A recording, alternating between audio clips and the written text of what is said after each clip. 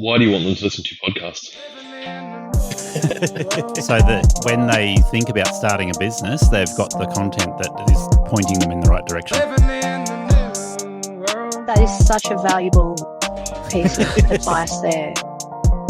The change in mindset makes a massive difference. Welcome to Aussie Lawn Stars. Welcome to Aussie Lawn Stars. Today I have a old friend, Luke Bennett. Now, I interviewed Luke back in the early days of the podcast, and I'm thinking it's probably real early days, actually. You've changed jobs in the meantime, and the hat you're wearing is a bit of a giveaway. So if people don't know what hat you're wearing, they need to look at YouTube and watch this on YouTube instead of just listening to it. But we'll say it anyway. So welcome, Luke. Felco Luke. Thanks, Gary. It's good to be on.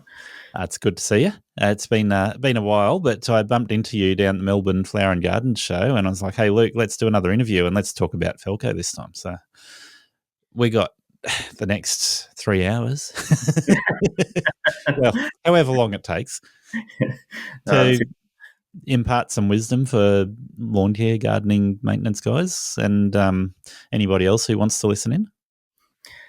Yeah, definitely. So you're now doing Felco, so Swiss quality product, which is great. It's getting into my second year now, so really excited. So the company you're working for is an Australian company, but it's got a funny name, Heineken. Yes, that's right. Yep. Not to be mistaken for an alcoholic company that sounds similar. No, not Heineken. Nope, Heineken, and they're a distributor for Felco? Yes, that's right, for Australia and New Zealand.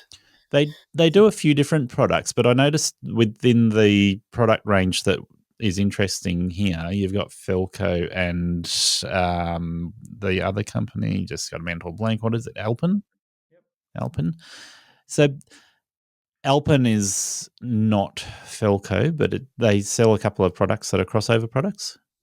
Yeah, so Alpen is a sister company to Felco. Okay. So it's owned by Felco, and the sort of the basis for it is to have good introductory products at a really affordable price and good quality for people. So it's really, really good brand as well as Felco. So yeah, okay. Now, people will wonder about the Alpen products, and I'm going to just give people a brief intro. There's two products that I saw on the website there. One is a powered secateur. The other one is a little handheld chainsaw, very similar to the little Stihl chainsaw that everyone loves. Yeah. So they're the two Alpen products that stand out, and they look really interesting. And like I said, they're aimed at a target market. And then Felco is the main brand name, and Alpen is a sister company. Yep. Yeah, that's right. So, I'll hold up the Wildhorn 32 so everyone can have a little bit of a look. So that's the powered secateur. That's right. So you call that the Wildhorn? Yep, the Wildhorn. And they make that a 32, and they make a 40, which has got a wider opening mouth. Is it more powerful as well? Or? Yeah, more powerful. Yep. So, these are quite popular in the commercial space, sort of orchards and vineyards. So, yeah, okay. And that seems to be where all of the powered secateurs got their start, was in that viticulture background, right? Yeah, that's right. Yeah, I think with the lithium ion in them, it's been sort of close to 30 years now. So, wow. Before that, it was NiCad, and then before that, it was pneumatic. So, yeah, there you go. Yeah. Okay. So yeah, those are popular in that commercial space where there's vineyards and horticulture. But the Felco products cover quite a range of products, don't they? They do. So it's actually the 80th year of Felco this year. So, wow. Turning quite old, but that probably brings me to mind the Felco II, which has been around for 75 years, which everyone knows so well. Yes. Not much has really changed in that time. I remember the first time I looked at Felco products, and I think Forestry Tools Australia is one of the sites I was pointed to years ago, looking at Felco when people first started going, oh, what's the best brands of secateurs to buy? And everyone's like, you got Felco, you got a couple of other brands in there as well. Barco, I think was the other one, like Barco, Felco, similar sounding. Bunch of brands in there, but everyone seems to point towards the Felco as one of the leading brands. Unless you have a particular bent for something interesting, then the Felcos and the number twos, like you say, they're a historical product and still one of the best options people can buy. Oh, definitely. And it's still the bestseller globally, the Felco II. So I think, with time, it's just become more and more popular. So, but there is a huge range of different other secateurs in there. So even things for left-handers like yourself. I was going to say that the Felco 2s just don't work for me, but that's because I'm left-handed, and you've got a product that suits me. I think that there might be more than one left-handed one, but there's a few. That looks like what I keep in my pocket on a daily basis. Yep, number 9. Yep. I've switched between the Felco number 9s and a pair of Japanese secateurs. So yeah, the Felco number 9s are left-handed. I have found recently there are left-handed Japanese secateurs as well, but they were quite hard to find. Okay. So the Felco number 9s were one of my first purchases of going, yep, it's a left-handed tool specifically designed for me. And when you hold it, the handle might be shaped just a little bit differently to a right-handed one. I got used to holding onto right-handed tools, but I think the other thing is the controls are in the right place for your thumb to operate, to lock and unlock, and this makes it so much easier to use. Yeah, definitely it is. And it's actually quite surprising. We do sell quite a lot of left-handed secateurs, so I think it's something that people really like. So that shouldn't be surprising, but yeah. Yeah. Sorry to you left-handers. Yes, I'm sitting there going, that shouldn't be surprising, Luke. Come on. But I guess the other factor is there might be, I don't even know what other brands sell left-handed secateurs other than what I mentioned before, the Japanese ones. Given that there's not a lot of brands available that sell specific left-handed tools, I would expect that you actually have a slightly distorted ratio of people buying left-handed to right-handed because people can't find left-handed elsewhere. Yep. Yeah, no, I'd agree with that. And they would be good sellers. Yeah. No, I think they've been around a long time too, which it's probably helped as well, the left-handed range. So yeah. So whilst we're talking about fitting your hand well and being suited to specific needs, when I saw you at the Melbourne Flower and Garden Show, MIFGUS for those people who want to know, my wife was with me. I dragged her along. She didn't want to come along. I was like, come on, Cherie, you'll enjoy it. You will. You really will. It'll be fun. And so she begrudgingly came along. And when she saw the Felco stand, she grabbed a pair of secateurs and she's like, Gary, record this. I need to show my workplace these secateurs, because she is a unique blend of occupational therapist working in hand therapy. And so the product she picked up was a secateur that really, it gets the occupational therapist hot under the collar. And she also has rheumatoid arthritis. I don't know if she'll be upset with me talking about her own health issues. But for somebody with an arthritic hand, picking up a set of secateurs where the bottom handle rolls as you squeeze it makes it so much easier to use without getting pain from the arthritis. So Luke's holding these up. Jump on YouTube again. Luke, can you give a demonstration of how the handle rolls? Yeah, and definitely. Obviously you can see it just spin in your hand, but if you're wrapping your hand around it, that's where it...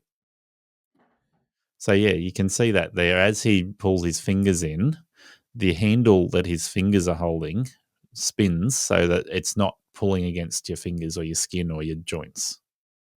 Yeah, it rolls in your hand. Some people find it to be sort of a strange feeling, but once you get used to it, it's very comfortable and it reduces the strain by about 30%. So very, very comfortable and easy to use. 30%. That's a number my wife needs to know. Yeah. So Cherie needs to listen to this interview. Do you remember, did she, which one did she pick up? Was it this one, the number 12, or was it the number 7?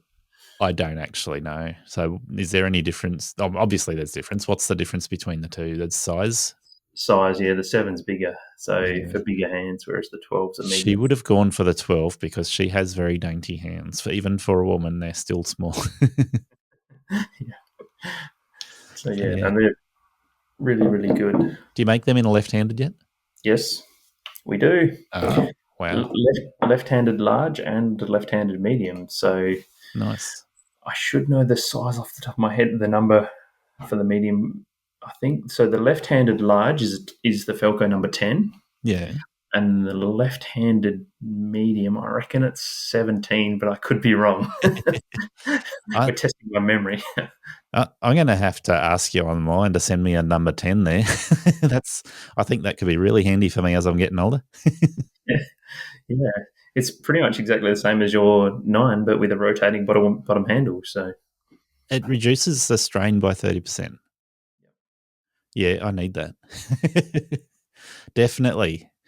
It's either that or I pull out the powered secateurs, and shame you on this one. I've got Milwaukee powered secateurs. You need to get the right color red. Well, let's have a good look at that. I'm going to ask more technical questions as we go through products, but the Milwaukees, I'm not going to diss Milwaukee. I like Milwaukee. I think they made a good product. I use the powered secateurs a lot, and even though they're powered, you still can get hand fatigue. And so I look at that and I go, okay, is it the ergonomics? Is it the trigger point? Is it just the fact that you're doing like 100 cuts at once instead of 2 cuts at once? And so yours certainly look like the ergonomics are good. Yeah, it's all of the above that you've mentioned, really. So it's design, it's those ergonomics and the positionings and all those sorts of things. So. But these are the new fancy ones, the safety to prevent you from cutting your fingers. Nice. So I saw the interview you did with Luke Smith recently where you demonstrated that, and I was like, that is a feature which is worth bragging about. Yeah. It's better than ending up in hospital with your finger dangling off, right? I think if you look at the risk to hand injuries in our field, so anybody doing gardening, chainsaws would come up top of the list probably. And I have a scar on my finger. If you're on YouTube, you can see that right now from a chainsaw. Hedge trimmers are the other ones, which I think are worse than chainsaws, but probably seem less prevalent with injuries. And then you have your unpowered secateurs or your powered secateurs. And I've cut myself on unpowered secateurs countless times, just grabbing them out of my pocket. And it's like, oh, it's a sharp blade. Whoops. But the powered ones, chopping your finger off is a real risk. Yep. And it does happen. Okay. I wasn't sure. I'm sure it does, but I wasn't sure whether there's cases in point.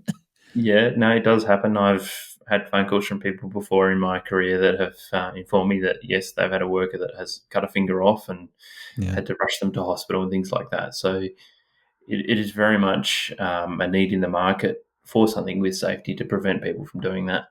It can be quite expensive for companies, for employees and things like that. And then not counting the time off work as well that you lose.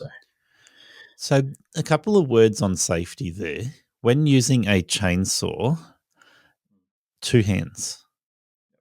And I had this conversation with Still as well about chainsaws and using 2 hands to hold the chainsaw, and even to the point of saying that all their chainsaws are right-handed, so don't hold it the wrong way.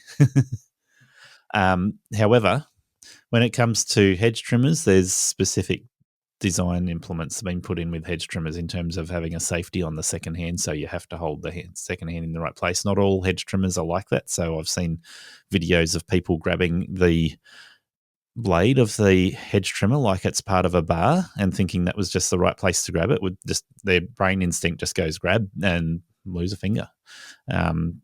After inviting Sortscape in to share how their software can help your business, we created a link for you to be able to support Aussie Lawn Stars when you join. Sortscape will save you time and effort with scheduling, quoting and reporting so you can build a more efficient business. Visit sortscape.com/lawnstars now to join, and thank you for your support. Secateurs, on the other hand, I think the powered secateurs that you've got has proven that there is a way of having a safety there where most brands have never even thought about it or have not come up with a way of having a safety. So the basis for that is, I believe, is conductive. So it's detecting the electrical current and going, oh, if skin touches this, there's conductivity, they can detect it. Yep, that's right. Yep. The other thing that can be a consideration is that too, sometimes you can have very dry skin. Yeah. So if you have very, very dry and weathered skin, it won't pick it up straight away because it's not getting a conductive current through the dry skin. Things like your nail, for example, are not conductive. Right. So that's a consideration as well, which is why in the kit, when you buy those secateurs, you get a pair of conductive gloves. Yeah, okay.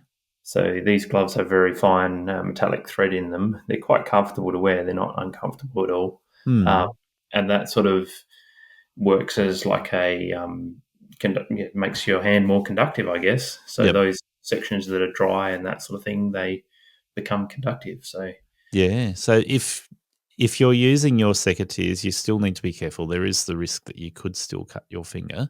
That is greatly minimised. Wearing the gloves even makes it less likely. Yep.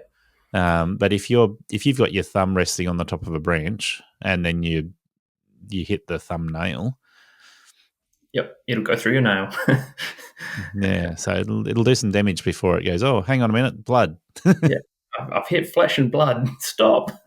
So you need to use your brain still. Yep, but, exactly. Wearing the gloves, it'll detect the current, the conductivity straight away. Yeah, and the gloves, the good thing about the gloves too is they're relatively affordable. A pair of gloves is, I think, $30. Right. So it's not expensive to have them. So breathable, affordable. Yep. And I guess the main thing people are going to look at is wearing gloves. Have they got the dexterity and the feel that they get without gloves? Yeah, they're very, very flexible and nice to wear. They're not hard at all and those sorts of things. So one thing to be aware of too is that if you are wearing these gloves and you grab branches or material over time, you can wear these gloves out. Yeah, so hence buying some more and keeping them in stock is a good idea. Yeah, that's right.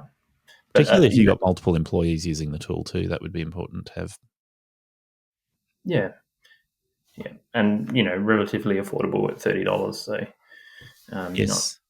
You're not breaking the bank. In the past, there's been sort of steel-tipped gloves that are used in the industry, and they can sell for $150 or more. Yeah, so, ouch. Yeah, and then they're very, like you've said about these are quite flexible, whereas those have got giant steel tips, and it's very cumbersome to use. So. Yeah, well, that was what I was thinking, because if the gloves don't give you good feel when you're grabbing a hold of a branch or you're pulling the trigger on the secateurs, then you're not going to wear them. And they're nothing more useless than a implement tool that you don't use. Yeah, that's right. Yeah. So, if they're effective and they protect you, then that makes it much more likely to use it. And I guess that's the thing people have to weigh up. You can always argue that the $150 gloves are saving fingers, so they're worth paying $150 for. But the counter argument is if it's not my finger, if it's an employee, do I actually care? And the answer should be, $150, just pay it. But the reality is, if the gloves are $30, they're more comparable in price to another pair of gloves that the employee might otherwise wear just to protect their hands. Yep. And not just comparable in price, but also comfort level, which makes them much more likely to end up using them. And you, and as the boss, also much more likely to pay for them. Yep. Yeah, exactly. And then you can sort of rest easy, right? That's the main thing. Yes, exactly. So I think powered secateurs range in price now. The cheap Alibaba secateurs that are knockoffs of every brand you can imagine are dirt cheap. Still, Milwaukee and a couple of other brands have sort of come in at a price point that is quite affordable. but we're going to take a little bit of a step up for a brand like Felco, being that they are a specialist secateur brand and providing unique safety features. I think the most expensive powered secateurs I've come across are probably up around the $3,500 to $4,000 price point. That's our corded models, and yeah, they are around that $3,500 to $4,000. Sometimes you get them for about $3,000 on special, but they'll do a 45mm cut. Yeah. Traditionally, powered secateurs throughout history have been sort of around that $2,500 to $3,000 mark and above. Yeah. So, and people listening to this are used to spending that sort of money on tools that are worthwhile, that are offering them value. But when they can buy a set of Felco number 2s for $80 or between $80 and $100, depending on where they buy them. About $99 at Bunnings normally, yeah. I must have seen them on sale if I'm seeing them less than that. But yeah, so around $100 for a set of Felco number 2s or number 9s, and then you can buy your cheap brands, of course. So if people are looking at buying unpowered secateurs and they're going, oh, it's a big jump up to go to the powered ones, they're going to be doing a lot more work with the powered ones for starters. So that's one of the reasons why you justify spending. So say $300 is the cheap end for an actual reputable brand of powered secateurs. That's dirt cheap. If you can find something for under $300, I'd be surprised. But on average, you're going to be paying probably somewhere around the $500 to $1,000 for reputable branded powered secateurs nowadays. And then the ones that are designed for people that are using them all day, every day, like you said, the corded ones on vineyards and the likes, on citrus orchards, vineyards, then $2,500 to $4,000. Yeah. So that's where this one sort of comes in, smack bang, sort of in the middle. It's around about $1,800. Yeah, I would say, and it's suitable for commercial work for sort of those vineyards and orchards and use in landscaping, that sort of thing too. So, yeah, of course. And I guess I look at that and I go, okay, in a lawn care maintenance business, people might not jump in and spend $1,800 on a tool like this, but people who are doing a reasonable amount of gardening are probably going to come across rose pruning. And outside of rose pruning, they're probably going to have a number of other shrubs that they need to do regular pruning on. If they're doing a lot of gardening, for me, that's true. I don't do a lot of roses, but I do a lot of pruning. And I got sick of the just using the Felco number 9s and started looking around for powered secateurs fairly quickly with the amount of pruning I do. Yeah. The more cuts you do, the more you're going to need it. It's, it's just the way it is, right? So, yeah, for sure. I would agree. I would say if you are doing half a dozen cuts, just get the Felco number 2s or number 9s if you're left-handed, or if you're really keen, get the ones with rotating handles to reduce the strain. I'm going to do that. But if you're doing upwards of 30 cuts, 50 cuts in a day, or even in just one session where you're going, okay, I've just got to do a fair bit of pruning, the unpowered ones get pretty tiring on your hands. Yeah. Definitely, it's worth if you are doing sort of like that fruit tree pruning or more intense pruning of other trees. It's definitely worth looking at powered secateurs just to reduce the strain on your hands overall. So. Well, I think fruit tree pruning is going to be less common amongst my listeners. There will be some that do it, I know, because I've spoken to some. There is going to be quite a lot of people that are doing regular pruning on shrubs or hedges, and the reason why you might use a powered secateur or an unpowered secateur on hedges is because you need to cut things that are bigger than what your hedge trimmer should be cutting. And if you're doing a small reduction on a hedge, I was actually doing some work on that today. I was using the number 9s. I was only doing a little bit of work on it, which is why I use the number 9s instead of hunting for the powered secateurs. But that hedge is probably about 50 metres long. So when I go back and I want to do the rest of the job, because I just doing a little bit today going, all right, where do I want to actually reduce this to? And that made a few cuts just to identify that. Now I need to go back and do the rest of the job, and the powered secateurs are the right tool for the job. makes it a breeze, right? And just you can go through and do those big cuts where you need to. Yeah. Now, there are some hedge trimmers, so powered hedge trimmers, that are suitable for doing hedge reductions as well. And I've done that with the powered hedge trimmers before as well. In this instance, because of the type of plant it is, I wanted to be very specific in terms of picking the right cut for each branch rather than just shaping it. So it's actually about improving the health of the plant and then letting it bush back out. Efficiency is the thing that rules a business and the decisions you make as a small business owner. Right Mowers give you the options in their product lineup to match efficiency with size, fuel usage, and the type of jobs you want to target, from catching to mulching or side discharge, from roadside verges to acreages, and manicured lawns to 6 feet tall and super long. I've been using the Right Stander I 42-inch with a Catch Pro for manicured areas and the Stander ZK61 to maximise productivity for large open acreage mowing. If you need to replace your push mower, try the 32-inch Stander B. If you have more open access to residential properties, there's a 42 through to 48-inch option that suits you. And if you want to enter the acreage market, the 52, 61 and 72-inch machines have choices in engine size and model type to suit the work you want it to do. Right Standards go the distance, saving you time and money season after season. Those ones there, that's, you said they're $1,800 and they've got the conductivity sensor in them. Yep. Do you still sell any without the conductivity sensor, or are they all of the powered secateurs in Felco range now have that? No, we do sell ones that don't. They're the ones that are around about 2,500 upwards. Yeah, okay. So they don't have it, whereas this is the new model that has it. Yeah.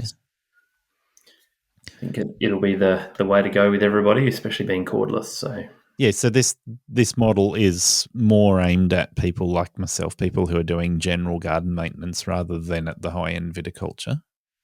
But it will still do that. It'll do both. Yeah, do both. Yeah, yep. So it's, to encapsulate all of the markets more. Really, that's the obviously it's quite a difficult time in viticulture at the moment with less wine being drunk. So obviously they have less money to spend on their products when they need to do pruning and things like that. So a reduced cost there is good. And also it helps us to meet the landscape market a bit as well. So yeah, for sure. And I guess one of the questions I first asked when I looked at powered secateurs is, and looking at that, it's got a wide opening on it. Yep. How big a branch will it cut before it fails? Well, it depends. Always depends on the tree type and whether it's dead or those sorts of factors. But let's assume that it's a living tree, it's healthy, and all those sorts of things. I've actually opened this up to about 40 mil. So you can do a 40 mil cut with it. On the information and that side of things, it maxes out with the wood head at 34 mil. Yeah, okay. But I'm actually using the vine blade here, and I've switched it into wood mode to get a bigger cut. Yeah, okay. And it will cut that 40 mil cut. So it's quite good. And I think what you're saying about the different types of wood will make a big difference, whether it's dry and hard or whether it's wet and flexible, pliable, still will make a massive difference to how you cut through that. Yeah, so exactly. If you're attacking a gum tree, it's going to be a little bit different to if you're attacking a vine. Oh, yes, much, much different. Yeah, so I guess the other aspect of that is if you are doing a lot of harder woods when you're cutting, then you're going to need to change the blades out and buy a new blade for it. Yeah, yep. You might need a bit more maintenance in terms of keeping it sharper and things like that, just to make sure it's up and running well. Yeah, so I'm guessing this is true with all of the Felco products, but you can change blades out on your different secateurs, not just the powered ones. Yeah, you can get full replaceable parts for all of them. So I'll put up back up the 2 again. So as you can see on this side, you've got the cog here and the locking pin. Yep. You can disassemble all that and change the blade and all of that. So I mean, people don't change the blade on their Felcos very often, most of them, from what I hear. So yes, they last a long, long time. Yep. But yeah, a great little tool to do that is the Felco 905, which you can kind of just see there. That's another thing I need to buy by the looks of it. Yeah, so it's got the little adjustment tool at the top for undoing it. Got both sizes, 7 on one side and 8 on the other. Okay, so it looks like a regular spanner, but it's specifically designed to fit on the Felco. Yep, exactly. And then the other great thing is it's got the try and hold that where you can see it. Yep. It's got the angle there for sharpening your secateur, so you don't have to try and guess your angle right. It'll pre-do it for you. Yeah. So is that like a tungsten blade edge that's made for sharpening it? Does it have a stone on there as well, or is that something else? Yeah, it's got a flat stone here. Yeah. Unfortunately for you, though, Gary, it's not going to work on your Felco number 9. It's made for right-handed.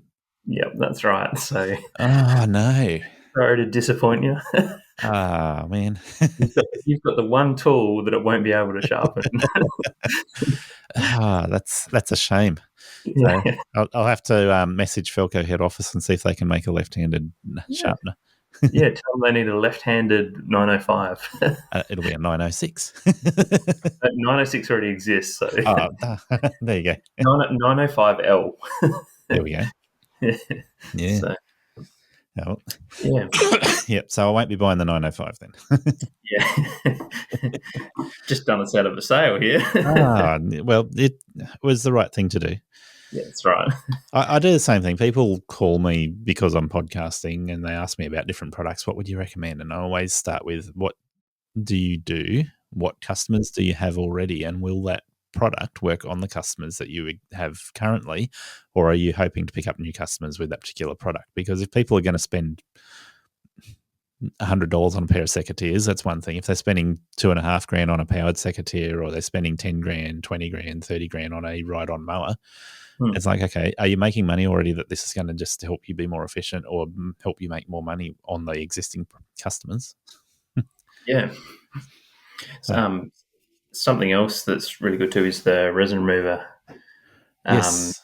So a lot of people will always note that their secateurs seem to stick and not open fully.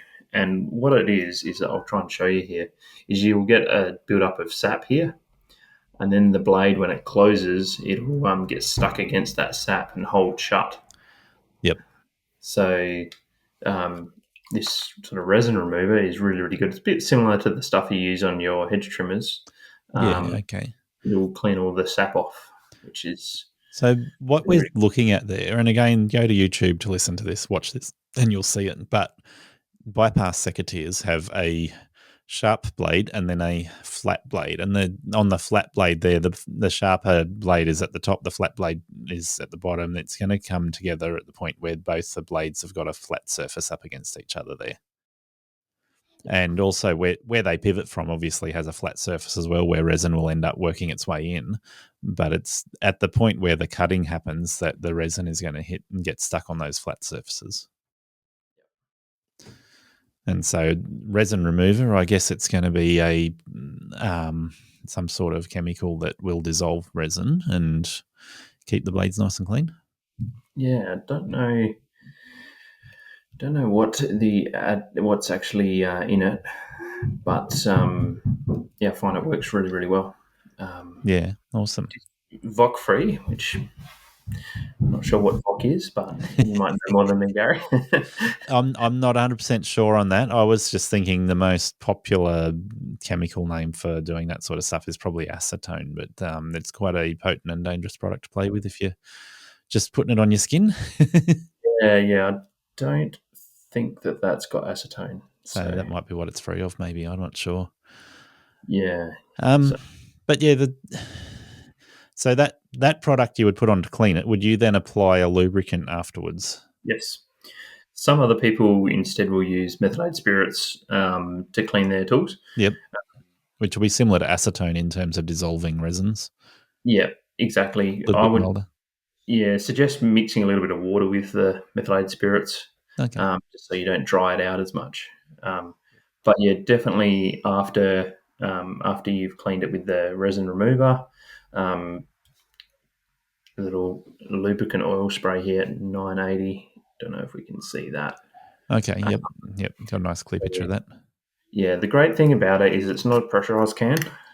It's a pump can. It looks like a pressurized can, but it's actually a pump can. So you can have it for years and it's not going to lose pressure and then be useless. So yeah, okay, that's good to know. Yeah.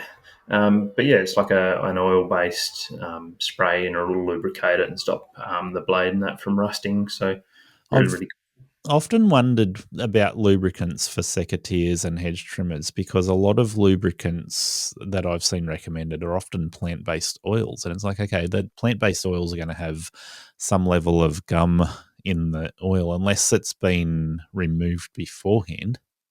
Yep.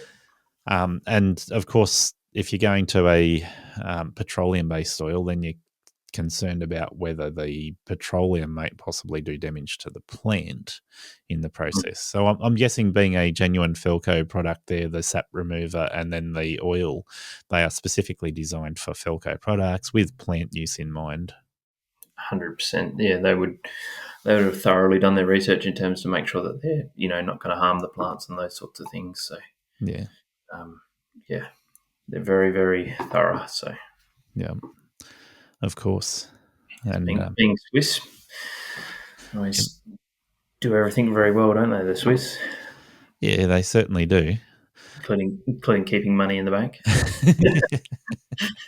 I think the way the economic climate's going in Australia at the moment, there might be a few Australians looking for Swiss bank accounts.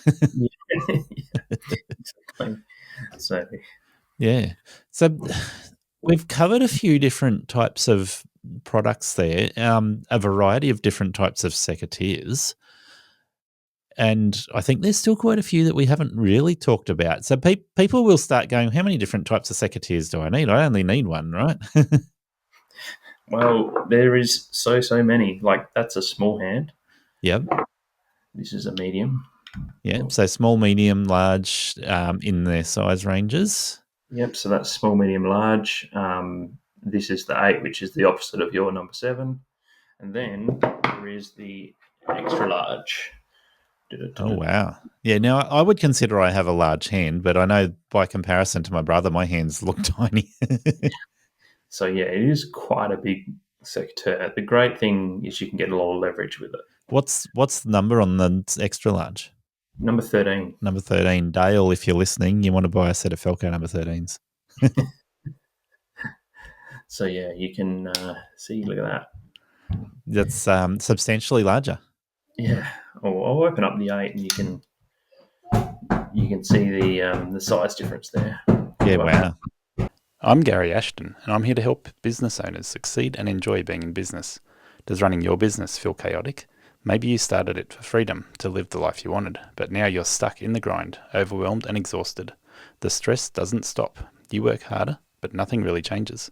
Get real support at Think Tank Coaching.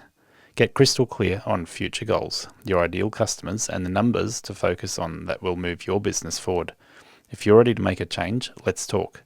Book your free strategy session now at thinktankcoaching.com.au. Then outside of that, we have different types of secateurs. So what we've been talking about at the moment, all of them would be bypass secateurs. Yep. Which means they have a solid blade that the wood presses against, and then beside that you have a sharp blade that comes down right beside the solid bar, and that's why they call it a bypass, because it goes down beside it. Outside of that, with people that are doing a lot of fine pruning, they'll go for a set of blades that looks like scissors. Yep. Do they call them scissors? Snips. Snips. I mean, this is a sort of a smaller pair here that they're not quite what you're talking about. You're talking about the sort of the pointy nose ones, but these are more for that sort of fine work. As you can see, they're a bit thinner and lighter duty. Yes. Yep. But yeah. Yeah, so snips are a choice a lot of people will go to if they're doing fine pruning around rose bushes. Obviously, you're still going to need bypass secateurs if you're doing the thicker branches on the rose bushes, but for the really fine work on rose bushes or anything else, any shrubs that have got really fine branches, the snips are going to be easier for you to work with. A little bit more precise, a little bit easier to use. The other ones which I heard somebody else talking about somewhere, and they were saying this is their preferred secateur for the majority of work they do, is the anvils. Yep. Now, Felco have anvils. Yep. I listened to this other person. I'm like, okay, anvils sound like they're interesting. Would they be my preferred choice? And I looked at it and I'm still going to prefer bypass pruners. Yep. But do you have a set of anvils handy? Or I don't have a set of anvil secateurs, but I have a set of anvil loppers. Yeah, okay. So we can see this on the screen, and the principle with the anvils is that they don't bypass each other, right? They actually come down to the point of contact. I don't know if that shows up very well. Can you rotate it slightly to one angle so you can see the point of contact? So if you rotate the top back towards yourself, or that, yep, like that. Is that better? Other way, so that we can see the flat on the top. Yeah, that's good. So you can see if when you lift that, you've got a sharp blade at the top and then a flat at the bottom, and the sharp blade simply comes down onto the flat surface and pushes hard against it. So anvils have some advantages, and I think these loppers are designed for doing. They look like they might even be geared almost. They are. It's what they call cam assist. So you notice you can leverage right out wide. Yeah, so anvils are typically really good for doing really hard wood or really large cuts. Correct. Yep. And I guess with both anvils and bypass pruners, where you've got that flat surface pushing up against a branch as well as a sharp blade pushing against the branch, you do run the risk of crushing a branch somewhat, depending on what you're doing, the type of cut that you're doing, etc. And definitely. I would suggest for people that are worried about crushing a branch, either anvils or bypass, look at what you're doing and which one is actually best for it. But the other aspect there is that if you make sure your cutting blade is sharp, that's going to reduce the amount of crush that you have on the branch. Yep. But for finer work, I would be choosing the bypass pruners over the anvils every time. Yeah, correct. So I would always use anvils for hardwood. So whether it be something like an apple tree or a citrus tree, or when you're doing a bigger cut, like you said, if it's green wood, bypass is the way to go. So yeah. So you can buy anvil secateurs in the sense that they are a handheld, one-handed operated secateur, but you're showing us the anvil loppers, which are like you would expect, a two-handed tool that you have a lot of leverage for, and they are designed for doing large hardwood cuts. Yeah. So yeah, that's the three different types of secateurs, and then all the other things that we were explaining earlier in terms of the different benefits you can get from left-handed, right-handed, and all the, like going to the powered secateurs as well. Yeah, the other thing we also do, which I'm not sure if there's any other manufacturers that do it, we actually do a curved anvil secateur and a curved anvil lopper. So instead of the anvil being flat, it's actually got a curve. Yeah, okay. And the blade is curved as well, obviously, so that it fits in that. That would be necessary to make sure they are a good fit so that it cuts well. But I could see that being a distinct advantage in that the branch is going to sit in the curve and hold in place really well. So if you've got a set of loppers where you've got a bit of reach and you're struggling to actually hold the anvil in the right place, the curve would help a lot. Yeah, definitely. Yeah, could be a distinct advantage for difficult cuts. Yeah, yep. So the products that have got the curved anvils is the 231, which is the curved anvil lopper. This is the 230. Yep, okay. And then the hand secateur is number 32. Yeah, okay. Nice. So, yeah. If anyone's looking for that kind of thing. So yeah. So I think we have probably covered most of the Felco range now. There is the new leather-bound handle secateurs, which are a little bit unique. That they have a small hole in there, which can you attach a keyring to. Okay, yep. and you can tether them. So it stops you from, dropping them and, stabbing yourself in the foot or things like that with the pointy end of the secateurs, which is quite cool. So I guess that's quite relevant because most people carrying secateurs on a daily basis, people who do a fair bit of gardening will end up putting them in a pocket in their pants, or they will have the leather holster on a belt, and typically they just sit in the holster or in your pocket and they just come out as you need them and go straight back again. So this gives you the option of having them on a bungee cord or an elastic cord of some sort, so that you're less likely to lose them if you drop them. Yeah. The other great benefit too is, they have the leather handles, which is nice and cushioning. Yeah, very comfortable. They also have a half latch. I don't know if you can see here, but it stops it from opening fully. It stops it halfway, so that if you're doing small cuts, you're not opening the handles as far. Yeah, okay. So you can open the latch completely, or you can half open the latch to reduce the amount that the envelope, not the envelope. It's pruners open. Yeah. So nice. It's quite handy. Yeah. And then to match in with them, you can get nice new black holsters, so they will never look dirty. Yes, because a lot of the leather holsters are a nice fawny brown colour. Yeah. Yeah. Over time, they get very well weathered. Which should be a badge of honour to say you've got a weathered holster. Yeah, I've even heard stories of people deliberately weathering them so that they are looking old when they get them. So they look well used. Yeah, exactly. For sure. Do you have a holster or anything for the powered secateurs? Yeah, it comes with one. It's in the case. It's got one that's giant. Oh wow! So, yeah, it is. Kind of straps to your leg or around your belt. Yep. And then that slips inside.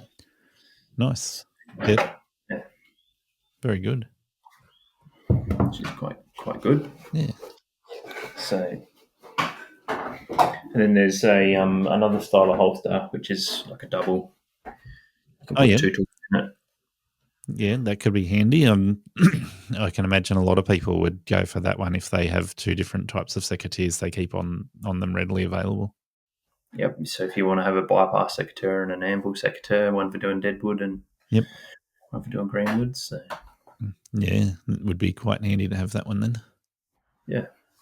Yeah. Okay. Look, I think we've covered most, if not all, of the Felco range now.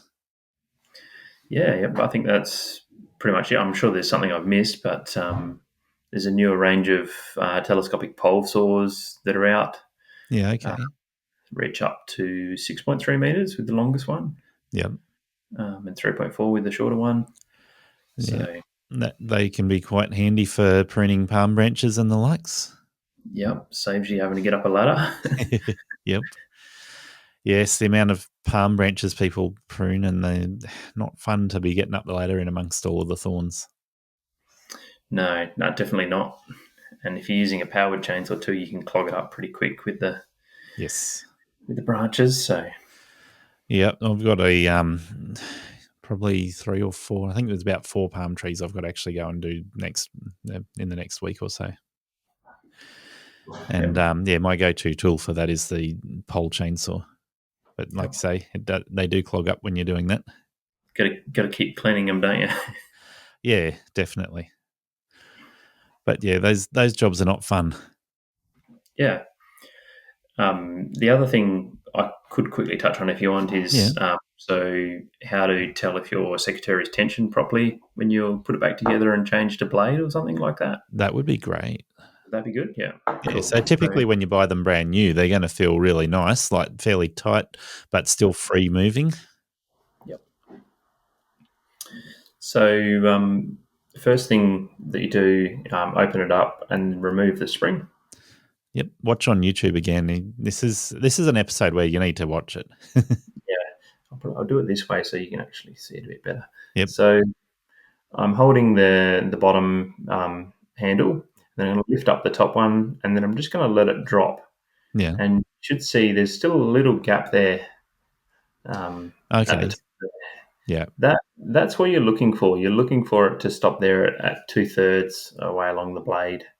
And that's how you tell that this centerpiece here is well tensioned. Okay. So it's free moving, but as it shuts, it will get tighter. Yep, that's right. And it will stop just before closing. So you've got a point of interference, I guess. Excuse me. Yep. And that's how to tell that you've adjusted them correctly. So, and Nice. this little gear here is the adjustment gear, and you can sort of wind it down a little bit and lock it in place with the one at the top. Yeah. So, it's about bringing it together in the middle here to the right tension. Yeah. Very, very fine adjustment, but it can make all of the difference. So. Yeah. Okay. So that's a cone washer. It's tightening down on then. It's just a nut and washer, and then it just winds down, and there's a flat plate there. Yeah. Okay. And then what they call micrometric adjustment. So It's very, very fine. Each gear teeth can be locked into. So yeah. Okay. Nice. Yeah. Hopefully that helps someone listening to the podcast when their secateurs aren't cutting very well. So. Yeah, well, if people are using their secateurs regularly, then they will get to that stage fairly quickly where they go, okay, we need to adjust them and make sure that they are adjusted well. Yeah, exactly. Lots of videos on YouTube and that sort of thing on how to do it. Yeah, okay. Awesome. Cool. Well, I think that's about it for this episode then, Luke. It's been good to have a chat. And, likewise. And see what products are in the range. And I'd already have looked at the product range, but it's good to have you walk us through what the advantages are of the various different products there. Yeah, definitely. I think just thinking of it, one thing we've missed is their head shears are really, really good too. Yeah. They're quite popular, yeah. Yeah, we didn't touch on head shears really, did we? Yeah, it's a couple of different length handles, but yeah, they stay quite sharp. They got a greasable head. They're really, really good hedging shears. So. Yeah, okay. So you said a couple of different length handles. Is there different length on the blades as well, or are they all roughly the same? They're all the same blade length. Yep. Okay. Just one's a short handle. I think it's 57, and the other one's 63. So yeah, okay. So it's a little bit more compact. Yeah, compact one's good for topiary, and then the longer one's good for bigger hedges and things like that. So yeah, for sure.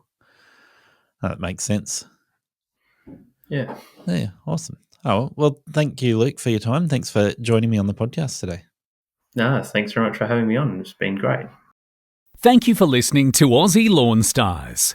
Please remember to rate and review the show on the Apple Podcasts app or the player you use. Exciting new shows are released every Monday. Make sure you follow or subscribe to hear the next episode.